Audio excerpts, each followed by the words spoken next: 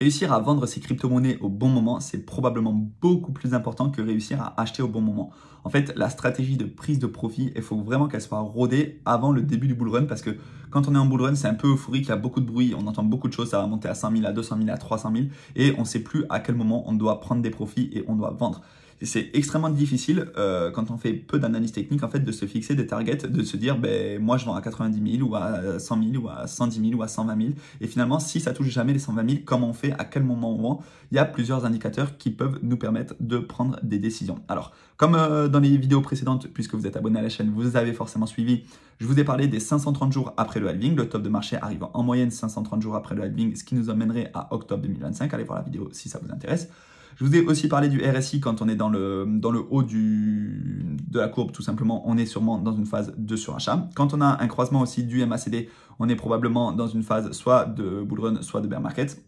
Donc ça, c'est des indicateurs qui peuvent être intéressants à analyser. Encore une fois, ce ne sont pas des indicateurs magiques, mais il y a d'autres indicateurs aussi qu'on peut prendre en compte. Par exemple, le MVRVZ Score. Ça, c'est un indicateur ultra intéressant parce que quand on voit ce qui s'est passé sur les précédents cycles, on se dit c'est un indicateur magique. Mais encore une fois, les indicateurs magiques ne fonctionnent pas, sinon tout le monde les utiliserait et tout le monde serait gagnant et ce n'est pas possible. Les marchés financiers, en fait, ce sont des jeux à somme nulle. En fait, s'il y a des gagnants, il y a des perdants.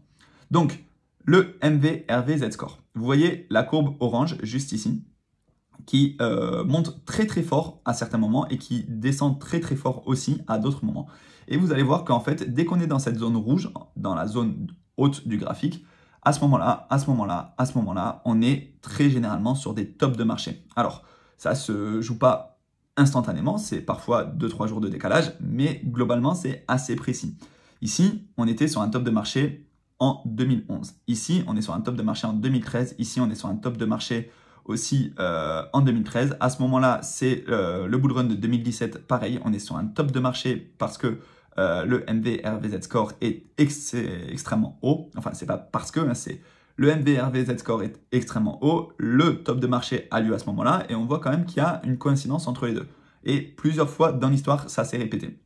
Sur le bull run de 2021, attention, c'est pas monté extrêmement haut, c'est pas monté dans la zone rouge, mais globalement, on voit qu'il y a une grande phase haussière, puis une phase descendante, et c'est à ce moment-là, plus ou moins, qu'on a le top de marché. Alors là, encore une fois, ça arrive quelques jours avant, ou voire quelques semaines avant le top de marché, mais mettez-vous bien ça en tête, vous n'arriverez pas à avoir le top du marché, vous n'arriverez pas à sortir à l'ATH du Bitcoin ou à l'ATH de votre wallet, ça n'est pas possible. En fait, il y a très très peu de personnes qui y arrivent, et généralement, c'est par coup de chance.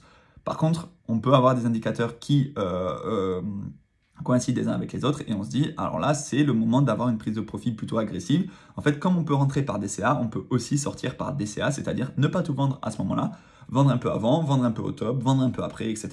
Et en fait, notre moyenne de vente, elle se situe pas au top, mais on essaye du moins de prendre des profits le plus efficacement possible. Donc, quand on aura le MVRVZ score qui commencera vraiment à être plus ou moins en surchauffe, en fait, quand on sera autour des 6, 8, 10, alors si jamais ça atteint les 10, là, c'est clair qu'on sera en moment où il faut vendre, bien que ce cycle puisse être différent en termes de temporalité, en termes d'amplitude aussi, parce qu'il y a les institutionnels, parce qu'il y a beaucoup plus de dilution sur le marché. En fait, il y a beaucoup de projets crypto qui sont apparus dans les dernières années. Donc, clairement, c'est différent, mais ce qui s'est passé précédemment peut nous donner un indicateur sur ce qui pourra se passer sur ce cycle. Donc je vous ferai des vidéos dès qu'on approche les 4, les 6, peut-être les 8 ici pour le MVRVZ score.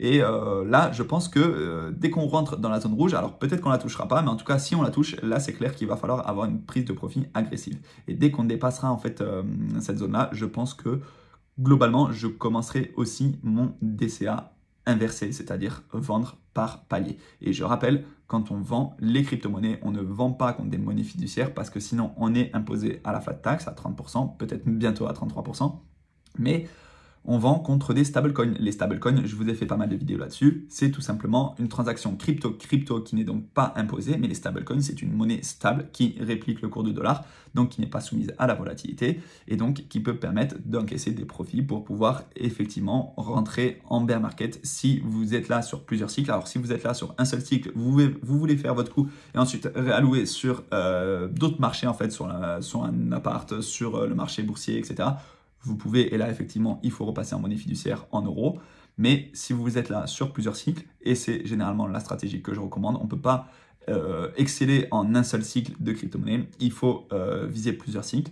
Et donc là, on repasse en USDT, en USDC, en DAI, en stablecoin, voilà. Encore une fois, pas tous sur le même stablecoin, parce que si jamais on a un risque au niveau du stablecoin, ben là, c'est votre portefeuille qui en prend un sacré coup. Mais voilà, pour essayer de re-rentrer en bear market, d'abord sur le Bitcoin et ensuite peut-être sur différentes crypto-monnaies en fonction de votre stratégie et en fonction aussi de vos convictions. Voilà. Si jamais cet indicateur vous intéresse, si ça vous intéresse, n'hésitez pas à aller le consulter sur le site Bitcoin Magazine Pro. Vous verrez qu'il y a d'autres indicateurs aussi, mais celui-ci est très intéressant. Et si vous en avez d'autres concernant les moments où on peut pas timer le marché, mais réussir à voir un petit peu plus ou moins si on est en phase de surachat ou de survente, peut-être que vous pouvez nous les partager dans les commentaires et si c'est intéressant, je vous ferai des vidéos dessus pour en faire profiter au plus grand nombre parce qu'on va essayer de se serrer les coudes pour ce bull run et on va tous essayer de sortir avec des plus-values et des plus-values et des plus-values. Voilà. Si vous avez des questions en commentaire, rejoignez-moi sur les différents réseaux sociaux. Abonnez-vous pour ne pas rater les prochaines vidéos. Je vais vous faire un autre indicateur, le P-Cycle Top Indicator. Mais ça, je vous le garde pour une prochaine vidéo d'ici un jour ou deux. À très bientôt. Ciao.